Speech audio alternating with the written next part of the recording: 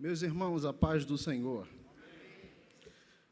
Graças a Deus por esta noite que o Senhor nos deu, para juntos estarmos uma vez mais, para darmos ao nome do Senhor o que lhe é devido.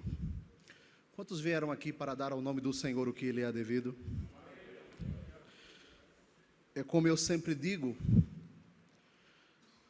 depois de ser salvo, depois de ter o nome escrito no livro da vida do Cordeiro, constitui-se para o homem o maior privilégio de sua vida, falar a palavra do Senhor. E é um prazer indizível estar aqui, é por isso que a minha alegria se intensifica ainda mais. Porque quando eu chego num ambiente como este, mesmo sentadinho ali onde eu estou participando, prestando a Deus o meu culto, eu já consigo perceber este fato. E estando aqui, esta percepção ela fica um pouco mais latente do grande milagre que nós tivemos na cruz. O Senhor redimiu para si um povo seu, especial, zeloso e de boas obras. E Ele nesta noite me dá o privilégio para falar com este povo. E eu gostaria, muito obrigado ao pastor Elias por esta oportunidade.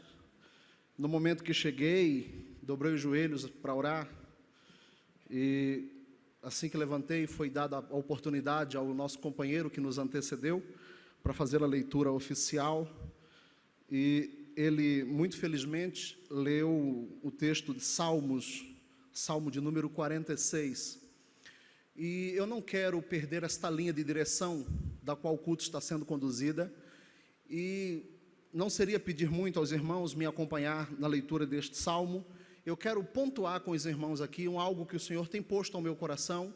Assim que o nosso amado leu, eu pude perceber aqui, o Senhor tocou forte no meu coração em 3 grandes sentenças, e eu quero, na minha simplicidade, falar com os irmãos neste tempo que me foi outorgado acerca destas sentenças. É algo que Deus colocou no meu coração, e eu penso que Ele vai falar com você através dessas sentenças que eu quero ler aqui. Salmos 46. Eu estou dizendo que se tratam de sentenças porque são tão pequenas, mas que traz uma profundidade tão grande, tão forte, tão profunda, que somente a palavra do Senhor é capaz de fazer isso. E eu pediria que os irmãos acompanhassem comigo Salmos 46, verso 1, e depois o verso 5, e por fim o verso 9. A palavra do Senhor diz assim: Deus é. Versículo de número 5. Deus está. Versículo de número 9. Ele faz.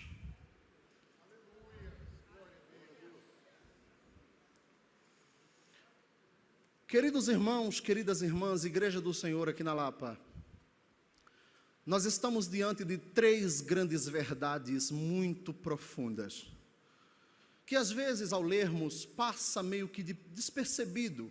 Não que nós não estamos prestando atenção, mas a força do hábito. Mas observe bem o que nós acabamos de ler, o que o nosso amado que nos antecedeu leu na hora da mensagem oficial. Bem verdade que nada num culto se perde, até um aperto de mão num culto, Deus está falando com você. Até na hora que o irmão está passando a salva, e na hora que você contribui e ele diz, Deus te abençoe, Deus está falando com você. Nada num culto se perde.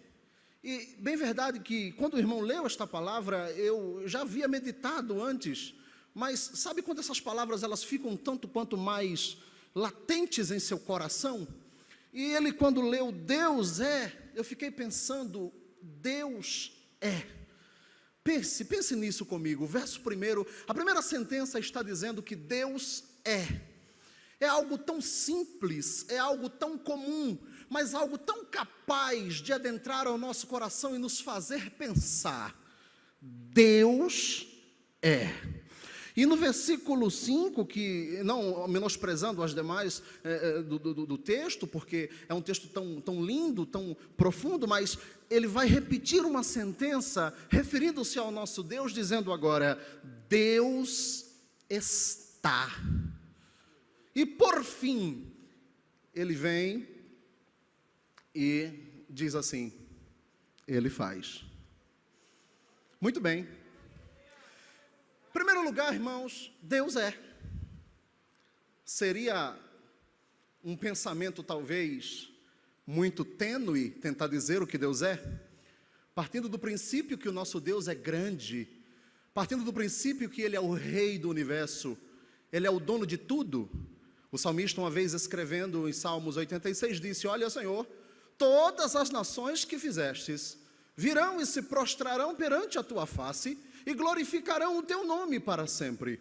Nós podemos ter uma dimensão do que o nosso Deus significa, mas de uma maneira tão simplória, eu venho aqui debaixo da autoridade, do poder que há no nome de Jesus, dizer para você que Deus é, a priori, aquilo que você necessitar que Ele seja. Nós sabemos, estudando, que Deus não se trata de, não é um substantivo próprio, porque Deus não é nome, o nome de Deus não é Deus. Deus é uma qualidade, Deus é um adjetivo, Deus é o que Ele é. Nós sabemos também que nas Escrituras estão de forma tão clara, Deus tem muitos nomes, diversos nomes, seríamos incapazes de ler todos os nomes que Deus possui num culto como este de 2h30 aproximadamente. Mas fato é que Deus é aquilo que os seus filhos necessitem. Ele pode se transformar de acordo com a sua necessidade. Há um nome de Deus na Bíblia chamado Jeová Rafá. Rafá significa o Deus que sara, Rafá significa o Deus que cura. Acreditando que esta oportunidade foi Deus quem me deu, eu quero dizer para todos os doentes que me escutam nesta noite: em primeiro lugar, o Senhor é hoje para você a tua cura. Ele é hoje para você aquilo que você necessita, que os médicos ainda não foram capazes de fazer. Deus é a cura nessa noite. Eu venho debaixo da autoridade do poder que há no nome de Jesus dizer para todos os injustiçados que existe um nome de Deus na Bíblia chamado Jeová Tsidkenu, que significa Deus, justiça nossa. Se você tem sido machucado, maltratado, injustiçado, eu quero dizer para você com muita autoridade: Ele é a sua justiça nessa noite.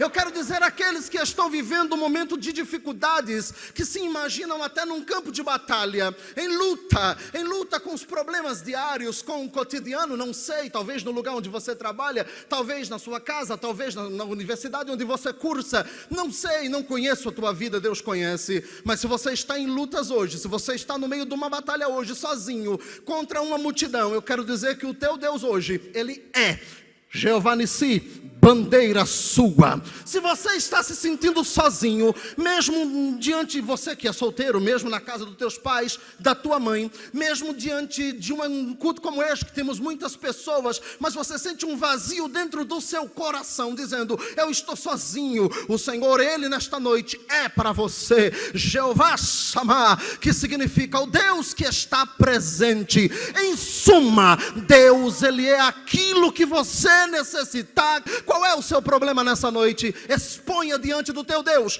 porque Ele é aquilo que você precisar. Ele é aquilo que você necessitar.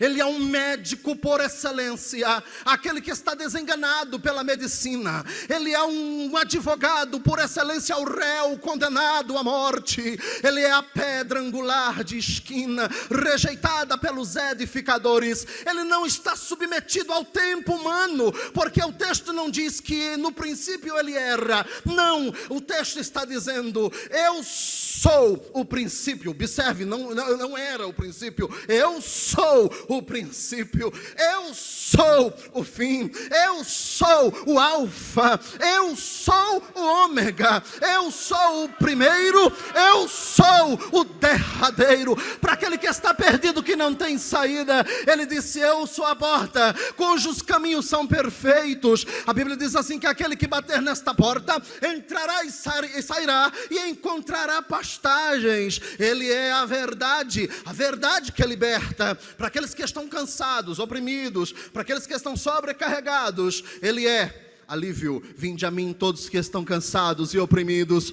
e eu vos aliviarei. Tomai sobre vós o meu jugo, aprendei de mim, porque sou manso e humilde de coração, e encontrareis descanso para as vossas almas, porque a minha canga, porque o meu jugo é suave e o meu fardo é leve. O Senhor está dizendo para você: o que você precisa nessa noite? Exponha diante do teu Deus. Eu não posso fazer nada por você, mas Ele é o Deus provedor. Ele é o Deus que conhece você no íntimo, e no oculto te faz conhecer a sabedoria. A Bíblia diz que Ele vê, os olhos do Senhor contempla os maus e os bons. E a Bíblia diz que eles procurarão os fiéis da terra. Cadê os fiéis da terra? Onde estão? A Bíblia diz que o Senhor procura. Veja que coisa linda. Deus é isso, irmãos. Deus é isso. Certa vez, Judá estava mergulhado numa anarquia terrível, de modo que o profeta Ezequiel foi impelido por Deus a dizer, Ezequiel capítulo 22, Judá está sendo julgado por Deus por cerca de 30 delitos, usura, enfim, simonia, profanação do sagrado, enfim. E lá pelas tantas, versículo de número 30, 22, 30. Depois você lê na tua casa. O Senhor olha assim e diz: busquei no meio deles um homem que estivesse tapando as brechas do muro, e que se colocasse diante de mim na brecha, por esse povo, para que eu não a destruísse. Aí, no fim, no desfecho, ele diz assim: mas a ninguém achei. Irmão Robson, Deus é onisciente. Deus não precisa procurar nada para achar. Por que ele, depois de uma procura minuciosa, ele conclui que não tem? Irmãos, ele não está olhando para ninguém, ele está olhando para o seu povo. E Deus olhar para o seu povo e concluir que não tem, é porque não tem. Por quê? Porque os olhos dele procuram. Observe, e busquei, procurei. O Senhor está procurando. Nesta noite o Senhor está procurando alguém. Cadê você? Deus está procurando alguém aqui. A Bíblia diz que Jesus chegou na cidade de Samaria, e muito estrategicamente, porque o nosso Deus é assim. Ele chegou para aquela mulher e disse: mulher, dá-me de beber. Mulher disse: como sendo tu judeu, pede-me de beber, que sou mulher samaritana, né? Até algumas versões mais recentes vai dizer, entre parênteses, que os judeus não se comunicavam com os samaritanos, por uma questão antiga. Então ele disse: se você beber desta água, você vai voltar a ter sede, mas se você beber da água que eu te der, nunca mais você terá sede. Ela diz assim: vocês judeus dizem que tem que adorar em Jerusalém. Não sei, não estou muito certa disso, porque os nossos antepassados dizem que é nesse monte aqui, o monte que está diante de Samaria, você já sabe de qual é salteado, Monte Gerizim, a adoração exclusiva que os samaritanos tinham. Então, aqui ou lá, o Senhor Jesus olha para ela e diz assim: olha mulher, vai chegar uma hora, e quer saber, essa hora é agora, em que não importa se você está em Jerusalém, se você está em Samaria, se você está nesse monte, se você está na Lapa, se você está na sua casa, se você está no seu emprego, se você está na faculdade, se você está na cozinha mexendo na panela de feijão, se você está cantando, se você está tocando, se você está no púlpito, se você está aí atrás, se você está onde você estiver, não importa, contanto que você seja verdadeiro, os meus olhos vão te achar. Os meus olhos vão te achar. Se você for verdadeiro, meus olhos vão achar você, porque Ele está procurando alguém que faça isso de verdade. Então, Deus é aquilo que você precise, mas para que Ele resolva e entre com providência, você precisa ser verdadeiro. Joga diante dEle toda a tua causa. Faça como Davi, faça como o salmista dizendo: deleita-te no Senhor. Refere-se a uma criança que não tem condições de fazer isto sozinha. Refere-se à nossa incapacidade. Nós não somos capazes de nos alimentarmos sozinhos, de estarmos de pé sozinhos, de vivermos sozinhos. Nós somos dependentes de Deus. Sem Deus nós não somos absolutamente nada. Portanto, jogue diante dele toda a tua causa nesta noite, porque ele é aquilo que você precisar que ele seja.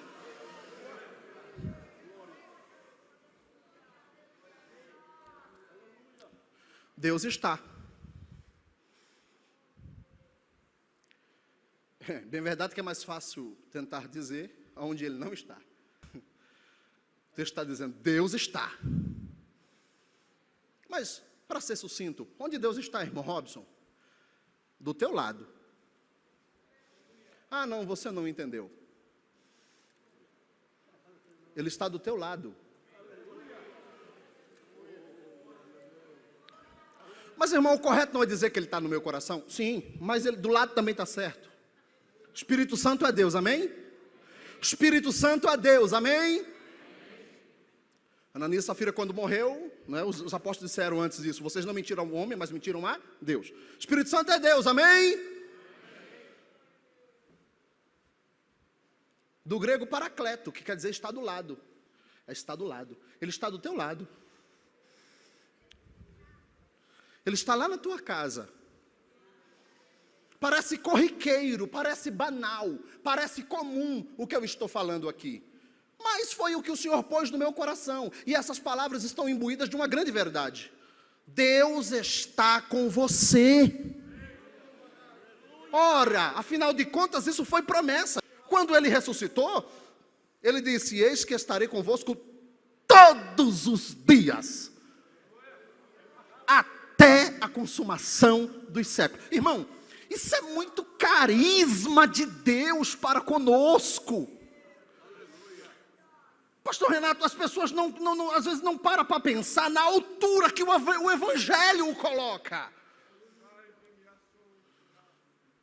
Tente falar com o presidente da República direto, tente. Veja que coisa, que lição banal, veja isso.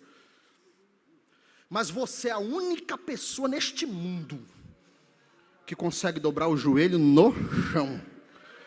Falar com o dono do universo, abrir a Bíblia e ouvir a sua voz audivelmente. Eu disse audivelmente. Você está crendo nisso? Você percebeu? Ele está conosco. E se ele está conosco, acabou. Não temos mais as lutas. As lutas são simplesmente consequências do viver. Você luta porque tem que lutar mesmo, mas você é vencedor, não é eu que estou dizendo, é a palavra. Isso aqui não é triunfalismo, gente. Ora, somos um membro. Amém? Nós somos um membro. Eu sou um membro, você é outro. Junto constituímos um corpo, do qual Cristo é a cabeça. Pode a cabeça viver uma coisa e o corpo viver outra, querido? Pode a cabeça estar no lugar e o corpo em outro, querido? Portanto, se a cabeça venceu, o corpo também vence. Se a cabeça triunfou, o corpo também triunfa. Se a cabeça é vencedora, o corpo também é vencedor. Porque Paulo, escrevendo aos Colossenses no capítulo 2, ele disse que o Senhor Jesus saiu pegando assim, pegando. Porque a expressão que ele usa é principados e potestade. Irmãos, quando Paulo fala principados e potestade, ele está falando na plenitude. Ele está falando de tudo que você imaginar na sua cabeça. Ele saiu pegando a miséria, a desgraça, a mazela, a doença, o pecado. Ele saiu pegando a condenação, tudo que não presta. Ele pegou e colocou sobre ele. E o texto diz que deles triunfou na cruz, rasgando a cédula que era contra nós, impagável em suas ordenanças. Triunfou sobre eles na cruz. Ele é o teu Deus, Ele é o teu Senhor, Ele é o nosso Redentor. Glória seja dada ao nome dEle. Aleluia.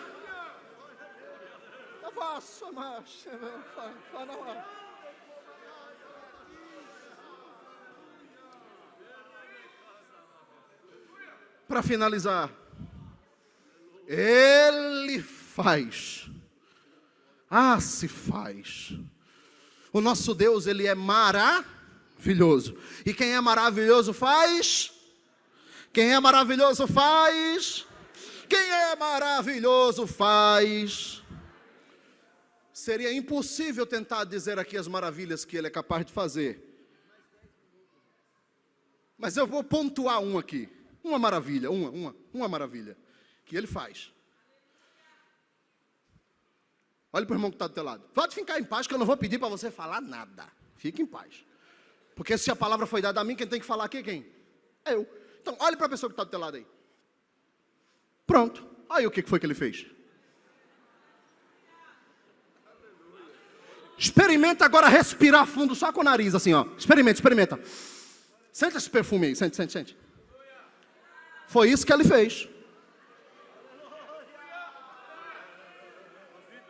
Nós não éramos absolutamente nada.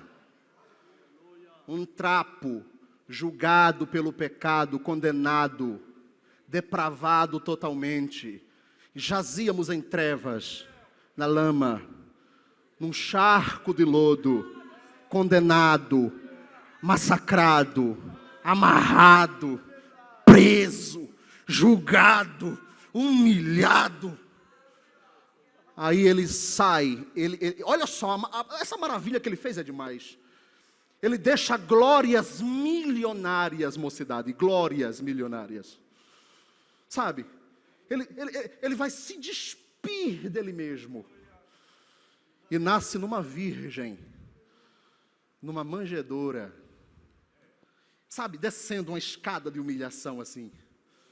Não escolheu o palácio. Não escolheu berço, não escolheu os melhores hospitais. Não, manjedoura.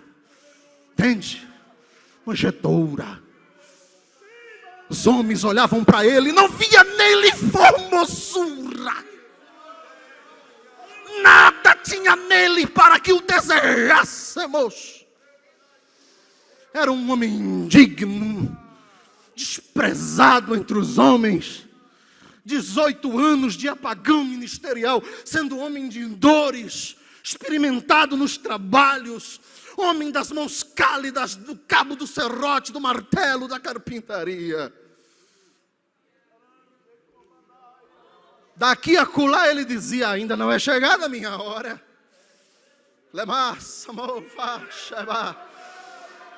Daqui a acolá ele dizia, não é minha hora ainda.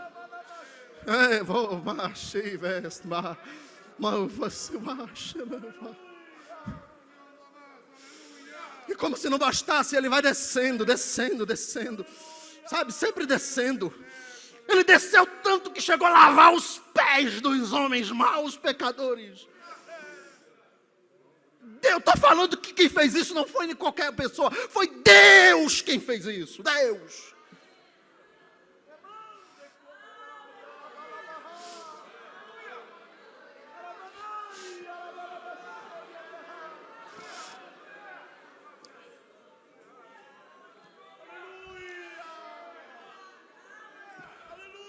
E quando chegou a hora, ele não escolheu um cavalo alazão. Ele escolheu um jumento, filho de uma jumenta. Montou na garupa do jumento e adentrou a cidade de Jerusalém. E as pessoas acarpetavam o chão com mantos e palmas, perfumes. E diziam, Hosana, Hosana, o que vem em nome do Senhor. 5 dias depois, o mesmo Hosana, a mesma boca que dizia Hosana, estava dizendo, mata ele. Crucifica ele. Semanas antes disso, a sombra da cruz, uma vez ele chegou para os seus, a sombra da cruz, a sombra da negação de Pedro, a sombra da traição de Judas. Se o pastor Antônio Gilberto, que esteve aqui na Lapa no dia 12 de outubro de 2012, que eu estava aqui, e falou isso, então também posso falar, né? A sombra da cruz, a sombra do beijo de Judas e a sombra da traição, da negação de Pedro. A sombra disso. A sombra do Calvário. Ora, ele já estava sentindo as dores da agonia. Lógico. É tanto que ele chega um momento no Getsemane que ele diz, passa de mim o cálice. Sim ou não? É fato que é que ele estava vivendo isso já. E apenas um médico foi capaz de dizer que o seu suor transformava-se em sangue. Sabe lá por quê? Talvez porque conhecia isso. Mas a agonia era tanta, mas mesmo assim, com toda a agonia, a sombra da cruz. Ele diz assim, gente, não se turbem o vosso coração. Rapaz, senhoras e senhores, se fosse eu, sentindo o que ele estava sentindo, aonde é que eu ia ter forças para dar ânimo a alguém? E ele disse, não se turbem o vosso coração. Ora, era ele quem precisava ouvir, coral, essas palavras. Ele estava dizendo, não se turbem o vosso coração, antes creia em Deus, creiam também em mim. Aí entra aqui uma palavra que na nossa tradução de Almeida, o grego não definiu, porque o grego fala casa. E cá para nós, irmãos, casa tem eu, né? Ele tem mansão. No século IV, quando Jerônimo fez o primeiro códice em latim, no século IV, esta palavra casa saiu do cânon. Ficou 1000 anos durante a Idade Média nesse códice como latim. E no latim não tem casa. Quando aparece a palavra casa, surge uma palavrinha chamada mansiones. Ah, louvado seja Deus por esta deixa. Porque casa tem eu e tu. Casa tem eu e tu. O texto diz, nas mansões de meu pai há muito espaço. Sabe o que ele está dizendo? Na mansão do meu pai cabe todos vocês, todos vocês. Na mansão do meu pai cabe todo mundo. Na mansão do meu pai ele quer trazer todos. Vocês dessa geração, a geração do século I, do século II, do século III, do século IV, das fases da igreja, a todas as, na casa, na mansão do meu pai cabe todos vocês. Se não fosse assim, se não tivesse uma mansão com muito espaço, eu já tinha dito. Mas tem. Pasme, senhores, tudo isso por você. E ele chega no Getsemane, e ele sente tudo aquilo. Né? Quem sabe ele diz assim, o patíbulo não, a cruz não, a coroa não. Nada disso não. Não, não, não. Irmão, você está falando uma coisa tão simples aqui, eu só estou falando aquilo que Paulo nos instruiu a fazer. Ele disse, anunciai a morte até que venha. Todas as matérias da Bíblia é linda, mas soteriologia e escatologia. Lembre da morte até que venha, cruz e ressurreição, arrebatamento, cruz e arrebatamento. Quantos aqui têm a esperança de serem arrebatados? Quantos aqui? Ele faz. O que é que ele faz? Esta grande maravilha. Ele se despiu de homem, chegou numa cruz, e depois de tudo que fizeram com ele, ele disse assim, Pai, está consumado. Quando ele disse está consumado, ele estava perdoando o seu pecado. Quando ele disse está consumado, ele estava dizendo acabou, você agora é meu, meu 2 vezes, a primeira porque eu te fiz, a segunda porque eu te comprei. E Pedro disse, nós não fomos comprados nem com ouro, e nem com prata, e nem com coisas perecíveis, mas com o precioso sangue de Jesus de Nazaré. Você é moeda de que não perde o valor, ele comprou você. Remiu. A palavra remir, você já sabe, o pastor Jairo cansou de pregar isso aqui. É resgate, ele te resgatou, você é dele. Agora, lindo, lindo, é a nossa esperança. Ah, sim. Por mais que os homens não creiam, diga assim, eu creio. Porque a mesma Bíblia que verbalizou e vaticinou os sinais na natureza, mesma Bíblia que vaticinou os sinais na política, na religião, os sinais no meio familiar, pai contra filho, filho contra pai, nação contra nação, foi a mesma Bíblia que vaticinou a proliferação da homossexualidade, a mesma Bíblia que já vaticinava isso, foi a mesma Bíblia que está dizendo assim, porque o mesmo Senhor descerá do céu. Ah, que palavra linda, apóstolo Paulo. Não é outro. É tudo isso que eu falei aqui. O mesmo em pessoa. Descerá do céu com alarido, voz de arcanjo e toque de trombeta. E o texto diz que os que morreram em Cristo ressuscitarão primeiro e depois nós os vimos seremos arrebatados. Toda vez que eu recebo a oportunidade de falar a palavra, eu faço questão de dizer o que eu vou dizer agora. Já estou encerrando a minha participação.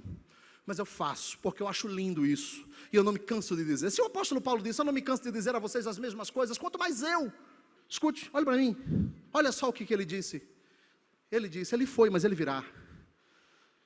Num momento, num abrir e piscar de olhos, ante a última trombeta, porque a trombeta soará. 1 Coríntios capítulo 15, 51 em diante. E os mortos ressuscitarão incorruptível. Porque importa que isto que é corruptível aqui, ó, se revista da incorruptibilidade. E isto que é mortal se revista da imortalidade. E ele diz, e quando isto que é corruptível se revestir da incorruptibilidade, é isto que é mortal se revestir da imortalidade, então cumprir-se-á a palavra que está escrita, tragada foi a morte na vitória. Falei na pregação dos jovens, estou repetindo aqui de novo. Aonde está a morte? A tua vitória. Aonde está a morte? O teu aguilhão. O aguilhão da morte é o pecado, a força do pecado é a lei, mas graças a Deus que nos dá vitória, por nosso Senhor Jesus Cristo. E no 58 ele termina dizendo, por causa dessas coisas, meus amados irmãos, sede firmes e constantes, firmes e constantes, firmes e constantes, firmes e constantes, sempre abundantes na obra do Senhor, porque o vosso trabalho não é vão no Senhor. Muito obrigado.